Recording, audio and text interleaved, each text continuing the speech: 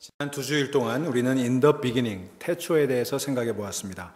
태초를 생각하면서 예수 그리스도가 누구인지 어떤 분인지를 가늠해 보았습니다. 아직도 그 전모가 다 드러나지 않은 어마어마한 우주를 지으신 분, 지금 우리의 인식 능력으로는 짐작도 할 수 없는 영원이라고 하는 차원에 계신 분, 그리고 허블 망원경으로 드러난 우주의 실체와는 비교할 수 없이 아름답고 영광스러운 하늘나라의 주인, 바로 그분이 예수 그리스도의 본질이라는 것을 확인해 보았습니다. 이같이 우리가 영원, 천국, 영생 혹은 하나님 같은 주제들을 붙들고 씨름하다 보면 바울 사도가 한 말이 깊이 공감이 됩니다. 그는 하나님의 사랑에 대해 노래하는 가운데 장차올 하나님의 나라를 생각하면서 고린도전서 13장 12절에서 이렇게 고백한 바가 있어요. 지금은 우리가 거울로 영상을 보듯이 희미하게 보지만은 그때에는 얼굴과 얼굴을 마주하여 볼 것입니다. 지금은 내가 부분밖에 알지 못하지만은 그때에는 하나님께서 나를 아신 것 같이 내가 온전히 알게 될 것입니다. 여러분, 우리가 지금 사용하는 거울은 꽤 성능이 좋아서 어떤 거울은 아주 조그만한 솜털까지도 다 보여주지요. 하지만 바울이 이 편지를 쓸 당시의 거울은 그런 거울이 아니었습니다. 그 거울은 청동 거울, 구리를 이렇게 문질러서 반짝반짝하게 해서 거기서 비치는 얼굴을 보는 그런 정도의 거울이었죠. 그러니까 세세한 그 모습을 보여주지는 못하고 대강의 윤곽만을 보여줄 수 있는 그런 거울이었습니다. 우리가 지금 영원에 대해서, 천국에 대해서 혹은 영생에 대해서 더듬어 생각하는 것이 마치 청동 거울로 자신의 얼굴을 보는 것과 같다는 것입니다. 눈을 감고 코끼리를 더듬어 알려는 것과 별로 다르지 않다는 것입니다. 그런데 여러분, 그렇다고 해서 우리가 그것을 더듬어 알기를 포기해서는 안 되는 것입니다. 지금은 다 알지 못하지만, 지금은 다 이해하지 못하지만 우리는 포기하지 않고 끊임없이 그것을 알아가기 위해 노력해야 되는 것입니다. 많은 사람들이 좋아하는 찬양 가운데 이런 가사가 있습니다. 다 표현 못해도 나 표현하리라. 다 고백 못해도 나 고백하리라. 다 알 수 없어도 나 알아가리라. 다 닮지 못해도 나 닮아가리라. 이 노래는 하나님의 사랑에 대해서 노래하는 그런 가사인데 우리가 믿는 우리의 믿음에 대해서도 적용해 볼 수 있다고 생각을 합니다.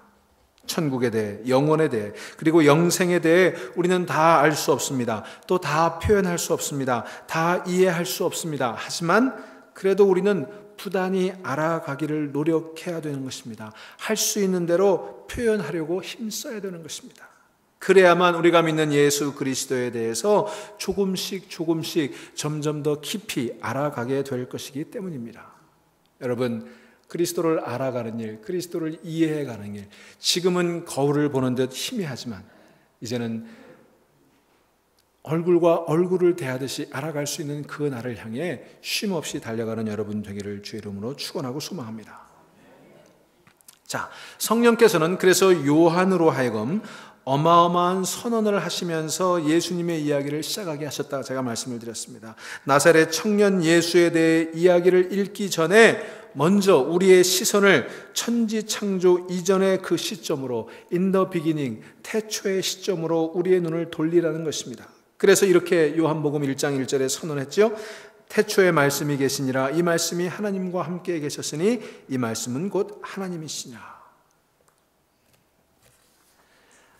자, 하지만 성령께서는 요한의 손을 빌어 곧바로 이렇게 또 이어서 말씀하십니다. 태초로 향했던 눈길을 다시금 이 땅으로 돌려라.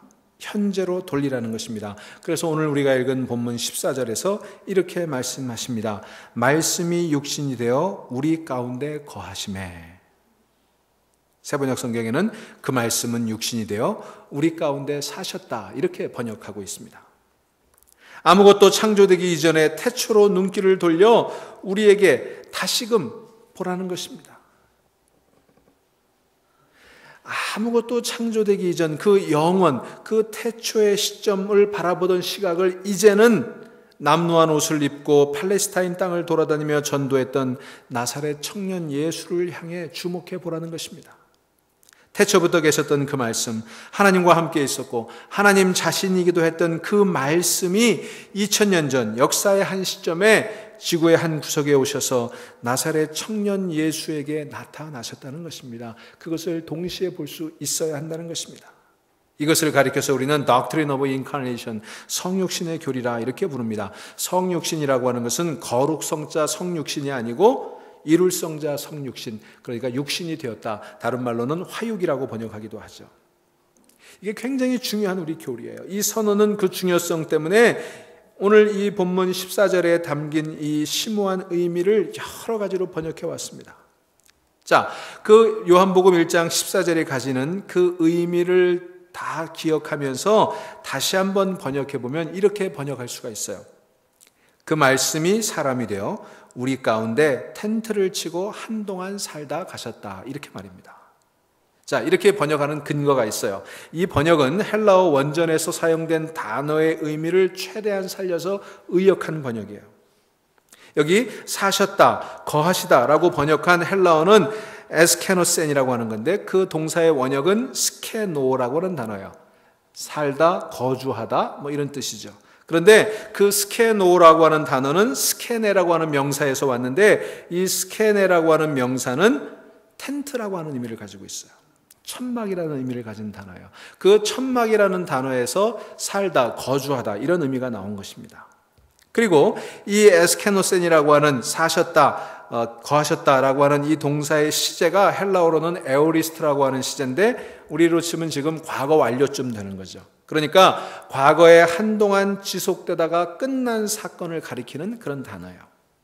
그래서 텐트를 치고 한동안 살다 가셨다 이렇게 번역할 수 있다는 말씀입니다. 자, 이 번역을 놓고 보면 두 가지 사실이 부각이 되는 것을 확인할 수가 있습니다. 첫째로 태초에 그 말씀이 인간의 모습으로 나타나신 것은 일시적인 사건이라는 뜻입니다. 여러분, 텐트는 영구적인 초소가 아니죠. 텐트를 치고 영구적으로 사는 사람은 없습니다. 특별히 유목 생활을 했던 이스라엘의 역사를 이렇게 돌이켜보면 요한복음을 읽는 독자들은 그 의미를 본능적으로 깨달았을 거예요. 텐트는 어떤 목적을 이루기 위해 잠시 동안 일정 기간 동안만 머물다가 거두가는 것이 천막입니다. 텐트입니다. 그러니까 하나님과 함께 계셨던 하나님이셨던 그 말씀, 그분이 육신이 되어 활동한 것은 한시적으로 일어난 사건이다. 이것을 의미해 주고 있습니다. 두 번째로 천막, 텐트의 모습을 생각해 볼 필요가 있습니다. 여러분, 천막이라고 하는 거 요즘은 값비싼 천막도 있습니다만 그러나 예수님 당시의 천막은 아주 볼품이 없는 것이었습니다. 이것저것을 돌아다니며 사용하다 보니 대개는 얼룩지고 헤어지고 닳아버린 것들이 많았습니다. 자주 옮겨 다녀야 하는 그들에게 있어서 텐트의 미덕은 실용성에 있었지 그 미관에 있지 않았습니다. 당시에도 도시나 촌락에는 호화로운 저택들이 덜어 있었습니다. 그것에 비하면 천막, 텐트는 매력적인 면에서는 매우 뒤떨어지는 그런 것이었겠죠. 태초부터 계셨던 그 말씀이 인간으로 오셨을 때 그 모습이 마치 유목민들이 사용하는 텐트처럼 별로 볼품이 없었다는 것을 의미해 주고 있는 것입니다. 우리가 지난 2주 동안 살펴봤던 것처럼 영원이라고 하는 차원에 계시던 그 말씀이신 분이 시간의 차원으로 들어오신 거예요. 여러분, 생각해 보면 그분은 우리가 누리는 지금의 수명에 비하면 너무도 짧은 30년 남짓을 살다가 가셨습니다. 하나님의 영원의 차원이 30년이라는 짧은 시간 안에 들어왔다는 게 주는 의미가 굉장히 큰 거예요. 오히려 그 짧은 30여 년이라는 시간이 하나님의 영원이라는 시간에 비추어서 굉장히 도드라지는 것을 확인해 볼 수가 있습니다. 여러분, 인류의 역사만 생각해 보더라도 예수님의 30여 년 인생 그리고 3년도 채 되지 않는 그분의 공생에는 하나의 점에 불과할 것입니다. 하물며 영원이라는 시간에 비추어 보면 그 30여 년, 아니 그 3년은 얼마나 짧은 시간이었겠습니까? 그런데 그 영원이라고 하는 그 시간이 한 점에 불과한 그것 안에 들어오셨다는 것입니다. 제가 오늘 설교의 제목을 하늘을 담은 구유, 구유에 담긴 하늘 이렇게 잡았습니다. 여러분, 이게 크리스마스의 정신이고 이게 기독교의 신비예요. 여러분, 구유가 하늘을 담을 수가 있어요? 하늘이 어떻게 구유에 담길 수가 있겠습니까? 그 영원, 우리가 하늘이 얼마나 큰지, 우주가 얼마나 큰지 지난 2주에 걸쳐서 설명을 드렸는데 그 하늘이 구유에 담겼다는 이 메시지야말로 기독교의 핵심이에요.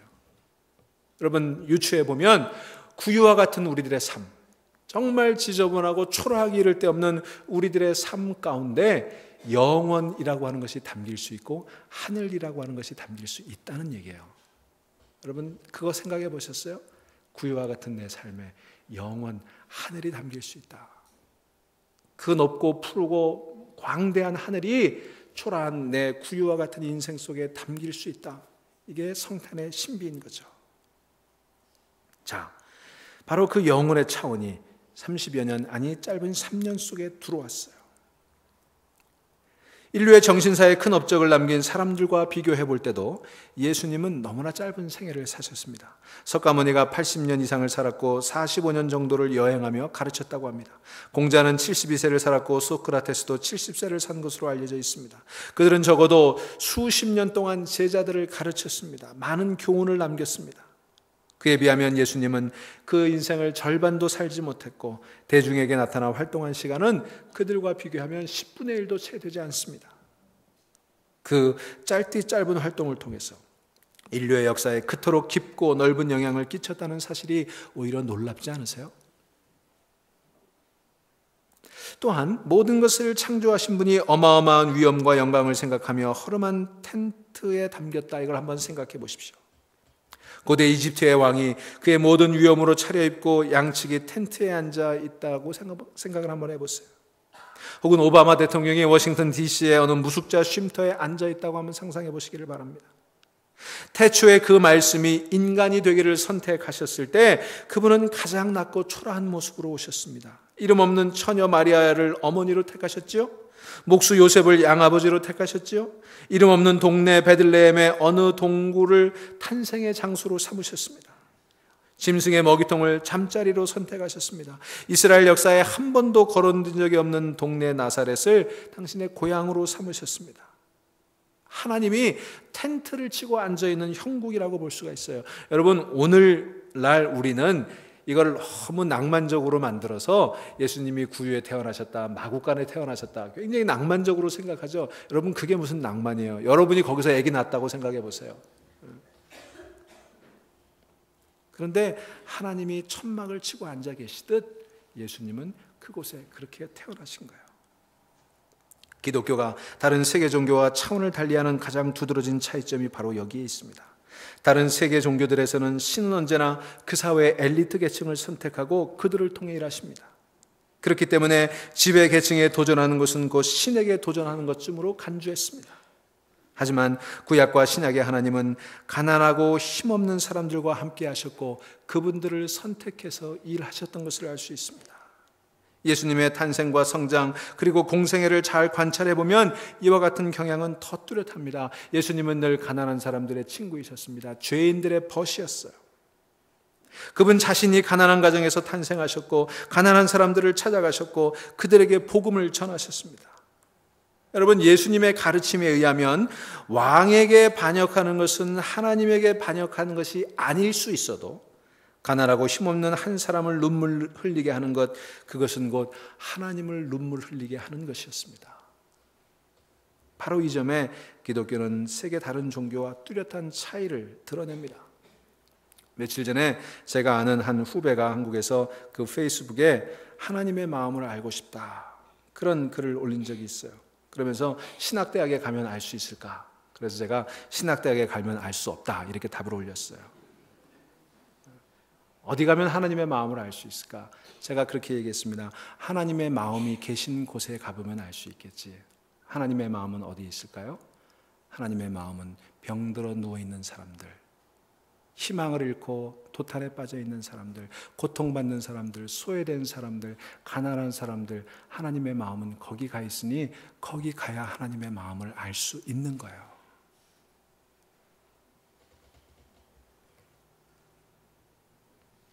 바로 이게 다른 종교와 기독교의 차이가 되는 것입니다. 하늘이 구유에 담길 수 있다고 선언하는 것, 구유가 감히 하늘을 담을 수 있다고 선언하는 것, 그게 우리 기독교이시고 그게 성탄의 정신인 것입니다. 그 말씀이 육신이 되셨다. 그 말씀이 텐트 가운데 살다 가셨다라고 하는 의미가 바로 그런 거예요. 그 말씀이 육신이 되었다는 그 말씀은 30여 년의 짧은 인생을 살았던 그 사람, 사람들에게 나타나 활동한 것이 채 3년도 되지 않는 그 사람, 아무것도 내세울 것이 없는 시골에 아무것도 내세울 것이 없는 부모에게서 태어난 바로 그 사람, 교육과 경험에 있어서 변변한 이력서를 쓸 수 없는 그 사람, 명함도 내밀 수 없는 그 사람, 그리고 마침내 십자가에서 비극적으로 생을 마감한 그 사람, 바로 그 예수를 제대로 바라보라는 것입니다. 겉모습만 보지 말고 그 짧은 시간 안에 농축된 영혼을 보고 변변하지 못한 이력에 담긴 영원한 존재를 볼 수 있어야 된다는 거예요. 그다지 매력적으로 보이지 않는 그 외모에 담긴 태초의 그 말씀, 온 세상이 창조되기 이전에부터 계셨던 그 말씀을 보라는 것입니다. 그것을 볼 수 있는 눈을 열라는 거예요.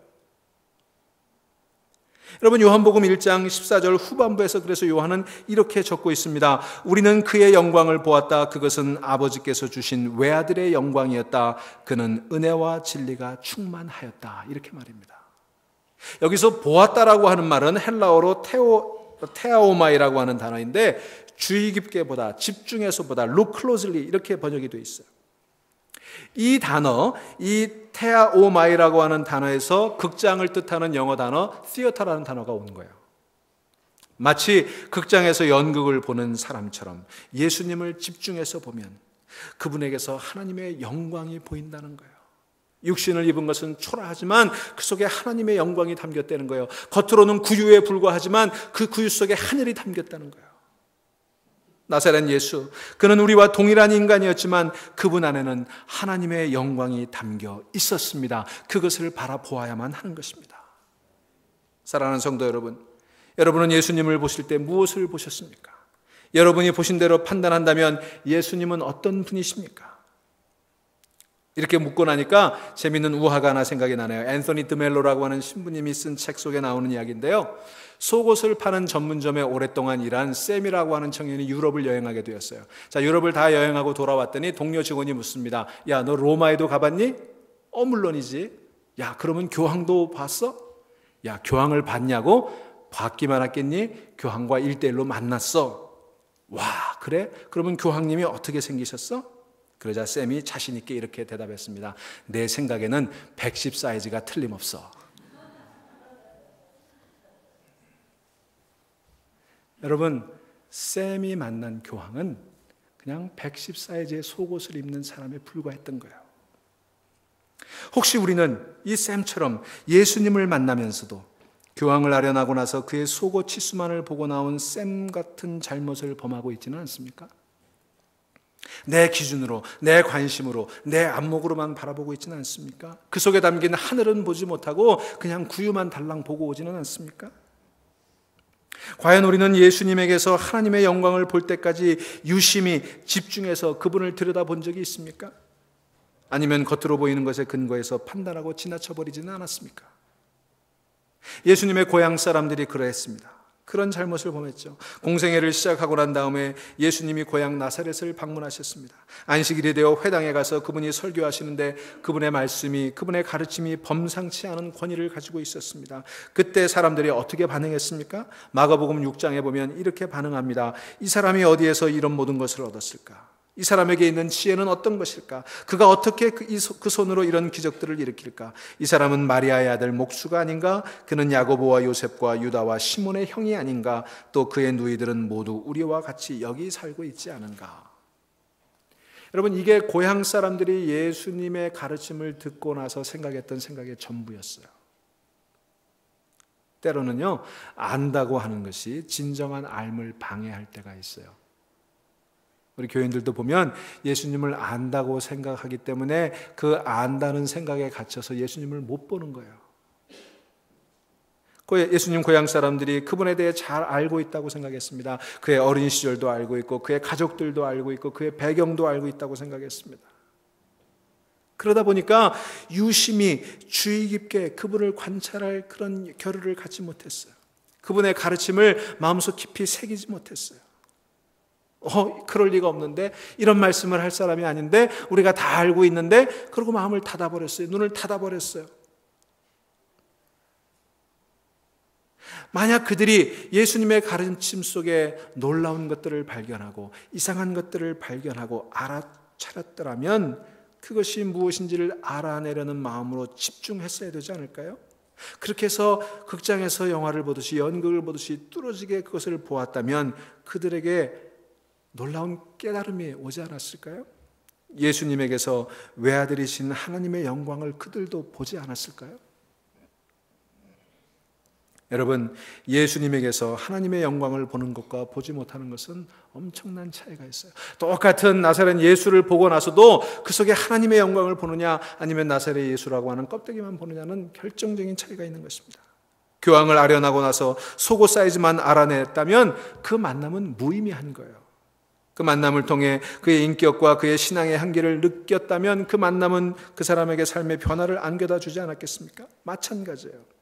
만일 우리가 실제 예수님을 실제 그분보다 작게 생각한다면, 우리의 기준으로 생각한다면 우리는 그분을 믿지만 그분에게서 받는 영향력은 미미한 것에 그칠 따름인 것입니다. 따라서 그분이 누구인지를 제대로 알고 그분을 그분답게 믿기 위해서 우리는 그분을 다시금 봐야 되는 거예요. 새롭게 봐야 되는 거예요. 많은 기독교인들이 그런 일에 실패하고 있습니다. 많은 기독교인들이 받아들이기 어려워하는 교리 가운데 하나가 예수님의 신성이에요. 나사렛 청년 예수가 하나님의 아들이라는 것을 믿기 어려워합니다. 사실 믿기는 어려운 일이죠. 한 인간이 하나님의 아들이라는 말 쉽게 믿어지는 말은 아니지요. 한 인간이 인간이면서 동시에 신이라는 말, 그 말 쉽게 이해가 되는 말은 아닐 것입니다. 어떤 사람들은 예수님의 몸을 해부학 실험실에서 분석하면 보통 사람들의 몸과는 다른 점이 발견되지 않을까라고 그렇게 기대를 하기도 합니다. 그런 식으로 생각하니까 예수님의 신성이 이해되지 않고 그렇기 때문에 예수님의 신성이 믿어지지 않는 거예요. 그래서 우리가 사도신경을 늘 고백하면서도 예수님의 참신이요 참인간이신 그 본질을 이해하지 못하는 거예요. 그래서 제가 새해 들면 새해 둘째 주일부터 사도신경을 여러 주에 걸쳐서 설교하려고 합니다. 그 문제를 자세히 다뤄보려고 하는 거예요. 어쨌든 초대교인들은요, 예수님에 대해 하나님이라고 아들이라고 고백한 이유가 있었어요. 그것은 예수님의 해부학적인 구조를 보았기 때문이 아니었어요. 그들이 예수님을 가리켜 하나님의 아들이라고 고백했던 이유는 오늘 요한복음 1장 14절에서 말하는 것처럼 그분에게서 하나님의 영광을 보았기 때문이에요. 구유에 담긴 하늘을 보았기 예수님이에요. 아버지께서 주신 외아들의 영광을 그 속에서 볼 수 있었기 때문인 것입니다. 고대 교회에서 예수님에 대해 참된 인간이요 참된 신이라고 결론 지은 것도 그분을 주목해서 보고 얻은 결론이었어요. 대충 보고 그분의 이력만 보고 그분의 겉모습만 보고 내린 결론이 아니었어요. 마치 극장에서 연극을 관람하는 사람들처럼 예수님에 대해 깊이 주의 기울여 보았기 때문에 얻어진 결론이었어요. 여러분, 이처럼 예수님을 주의 깊게 다시금 바라볼 수 있기를 주의 이름으로 축원합니다. 그래야 예수님이 보이는 거예요. 그래야 그 예수님 속에 하나님의 영광을 보는 거예요. 그래야 그분이 제대로 믿어지는 거예요. 무명의 저자가 쓴 것으로 알려져 있는 어느 고독한 생의 One Solitary Life라고 하는 제목의 글이 있습니다. 저자가 알려지지 않다 보니까 전하는 사람마다 조금 버전이 다르기는 합니다만 예수님을 깊이 관찰한 한 사람의 깨달음을 잘 정리해 놓은 글이에요. 제가 한번 읽어드리도록 하겠습니다. 거의 2000년 전 잘 알려지지 않은 어느 마을에서 한 노동자의 아내에게서 아들이 태어났습니다. 그는 다른 동네로 이사가 30세까지 목수로 살았습니다. 그는 그런 다음 3년 동안 방랑 전도자로 삽니다. 이 사람은 대학이나 신학대학에 가본 일이 없습니다. 책을 쓴 적도 없습니다. 공직을 가져본 일도 없었습니다. 가정을 꾸려본 일도 없고 집을 소유한 적도 없습니다. 그는 큰 도시에 가본 일도 없고 태어난 곳에서 200마일 이상 가본 적도 없습니다. 위대한 인물이 하나둘쯤 가지고 있을 것 같은 이 같은 이력이 그에게는 하나도 없었지만 일단의 사람들이 그를 쫓았습니다. 그는 자기 자신 외에는 다른 보증서가 없었습니다. 그가 아직 젊었을 때 여론이 그에게 불리하게 돌아갔습니다. 그를 따르는 사람들이 달아나기 시작했습니다. 그는 적대자들의 손에 넘어가 수치스러운 재판을 거쳤습니다. 그는 두 강도와 함께 십자가에 처형당했습니다. 그가 죽어갈 때 처형자들은 그의 유일한 유품인 외투를 놓고 내기를 했습니다. 그의 시신은 어느 친구가 제공해준 무덤에 안치되었습니다. 그 이후로 19세기가 오고 갔습니다. 오늘 그는 인류의 가장 중요한 인물로 인정받고 있습니다. 그의 탄생은 인류의 역사를 두 시대로 나누는 분기점이 되었습니다. 일주일의 하루는 그를 기념하는 날로 구별이 되어 있습니다. 그리고 우리가 가지는 가장 큰 두 개의 축제는 그분의 탄생과 부활을 기념하기 위한 것입니다. 세계 도처에서 볼 수 있는 예배당 종탑의 십자가는 죄와 죽음에 대한 승리의 상징이 되었습니다. 이 한 사람의 생애는 그 누구 혹은 그 어떤 사건보다도 더 많은 노래와 책과 시와 그림의 소재가 되었습니다. 헤아릴 수 없는 수의 학교와 병원과 고아원과 시설들이 우리를 위해 자신을 내어준 그 사람을 위해 지어졌습니다. 역사상 전쟁에 참가했던 모든 군대들, 해전에 참여했던 모든 전함들, 역사상 존재했던 모든 정부들, 그동안 권좌에 올랐던 모든 왕들을 다 합해도 이 고독했던 사람만큼 역사의 흐름을 바꾸진 못했을 것입니다. 자, 여러분 잘 보시면 이 글을 쓴 사람은 의도적으로 예수님의 생애 가운데 초월적인 사건들은 다 빼놓고 얘기하고 있어요. 예수님이 처녀에게서 태어났다든지, 예수님이 십자가에 달려 죽으신 다음에 부활하셨다든지, 부활하신 다음에 40일 동안 계시다가 하늘로 승천하셨다든지, 이런 초월적인 얘기들은 일단 다 빼놓고 있어요. 순전히 인간적인 차원에서만 그려놓고 있는데, 그렇게 보더라도 그분에게는 무엇인가 특별한 것이 있다는 사실을 강조하려고 그랬을 것입니다. 그것을 인정하고 나면 그 말씀은 사람이 되어 우리 가운데 텐트를 치고 한동안 살다 가셨다는 요한복음 1장 14절의 선언이 우리 귀에 들려올 것입니다. 그것을 깨닫게 될 거예요.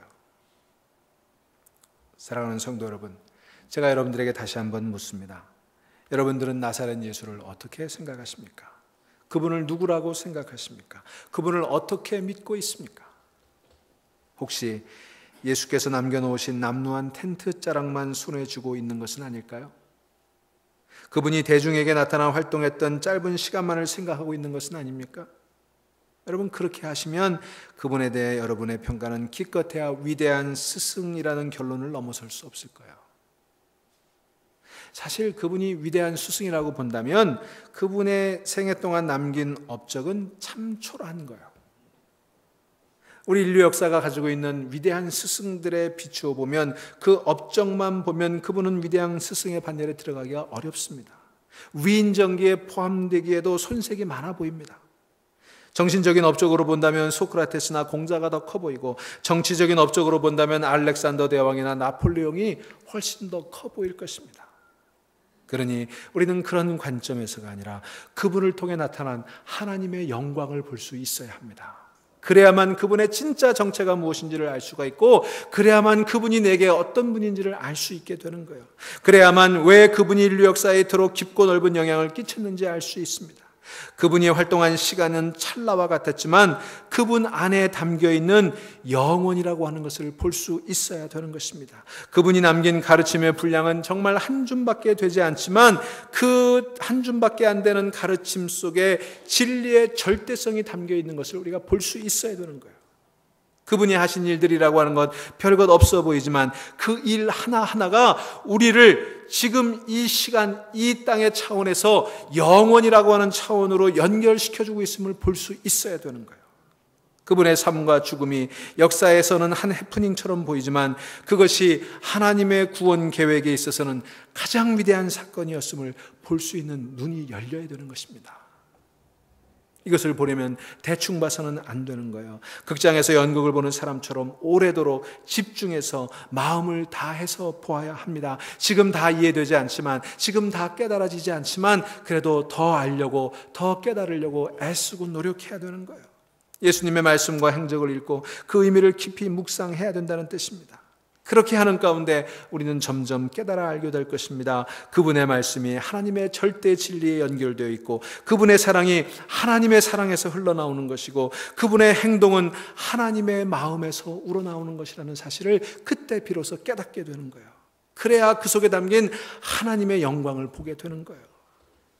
그것을 깨닫고 나면 우리는 그분이 하나님의 아들일지도 모른다는 생각에 마음이 열리게 될 것입니다. 그렇게 마음을 열고 지금도 우리 가운데 활동하고 계시는 그분을 찾고 구하면 그분은 여러분을 만나 주실 거예요. 그 만남이 있을 때 신앙의 깨달음이 있게 되는 거예요.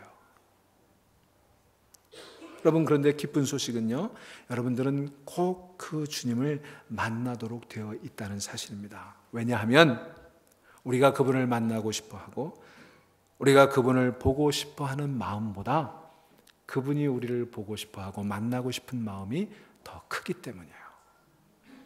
그래서 부활하신 주님께서 이렇게 요한계시록 3장 20절에서 말씀하십니다. 보아라, 내가 문 밖에 서서 문을 두드리고 있다. 누구든지 내 음성을 듣고 문을 열면 나는 그에게로 들어가서 그와 함께 먹고 그는 나와 함께 먹을 것이다. 여러분, 우리 주님이 여러분 만나고 싶어 하세요. 여러분 삶에 들어가고 싶어 하세요. 구유와 같은 여러분 삶에 하늘이신 그분이 담기기를 원하세요. 그런데 그 마음의 문은 손잡이가 안에 있다는 거 아시죠? 밖에서 열 방법이 없어요. 그래서 주님은 우리의 마음의 문을 노크만 하고 계세요. 그래서 우리가 그분의 손기척을 듣고 마음의 문을 열기까지 기다리고 계시는 거예요. 그렇기 때문에 우리가 마음의 문을 열고 그분을 초청하면 그분은 우리 가운데 기쁨으로 들어오실 것입니다. 틀림없이 오셔서 우리를 만나주시고 그분이 누구인지 우리에게 알려주실 것입니다. 그럴 때 우리는 그분이 진실로 누구인지를 알게 될 것입니다. 그분을 통해 하나님의 절대 진리를 깨닫게 될 것이고 그분을 통해 영원과 이어지게 될 것이고 그분을 통해 그 공간의 크기를 알 수 없는 저 하늘나라, 저 하나님의 나라로 우리의 삶이 연결될 것입니다. 그때야 우리는 비로소 성령께서 요한을 통해 우리에게 들려주신 이 말씀의 뜻을 깨닫게 되겠지요. 여러분, 예수를 믿는다는 것이 그래서 중요한 것입니다. 예수를 믿어 얻는 유익은 우리가 믿는 분량에 따라 달라지기 때문이에요. 예수를 누구로 믿느냐에 따라서 우리 믿음의 유익이 달라지는 거예요. 그분을 위대한 예언자로만 믿으면 그분은 위대한 예언자의 분량만큼 우리의 삶을 다스리실 것입니다. 우리가 그분을 위대한 스승으로만 믿는다면 그분은 위대한 스승의 분량만큼만 우리를 다스릴 것입니다. 하지만 그런 것이라면 굳이 예수님이 아니더라도 다른 위인을 통해 얻을 수도 있지 않겠습니까? 만일 예수를 믿고 따르면서도 영혼의 눈 뜨지 못하고 하늘나라를 얻지 못한다면 우리는 교황을 만나고 나서 속옷 치수나 기억하는 쌤과 별로 다를 바가 없을 것입니다. 그러니 여러분, 영혼과 잇대어 있는 그분, 우리 구유 같은 삶 속에 담긴 하늘을 바라볼 수 있기를 주의 이름으로 축원합니다. 헬렌 켈러가 이렇게 말합니다. 성탄 시즌에 진정으로 눈먼 사람은 그 마음에 예수의 탄생이 일어나지 않는 사람입니다. 여러분, 성탄절이 해마다 다가오지만 그 성탄절이 다가왔다고 우리가 하나님을 알게 되는 것은 아닙니다. 우리 마음으로 그분을 맞이할 수 있어야 합니다. 예수님의 탄생이 여러분 마음속에 해마다 일어나야 하는 것입니다. 그 하나님의 아들로서 그분이 태어나야 위대한 스승으로가 아니라 위대한 예언자라고 아니라 영혼과 잇대어 있는 하늘이신 그분이 우리 마음속에 태어나야만 우리가 성탄절을 축하하고 감사하는 것이 의미를 가질 수 있지 않겠습니까? 이와 같은 은총이 이번 성탄절에 저와 여러분 위에 임하게 되기를 간절히 기도합니다. 조용히 묵상하시면서 기도하십시다.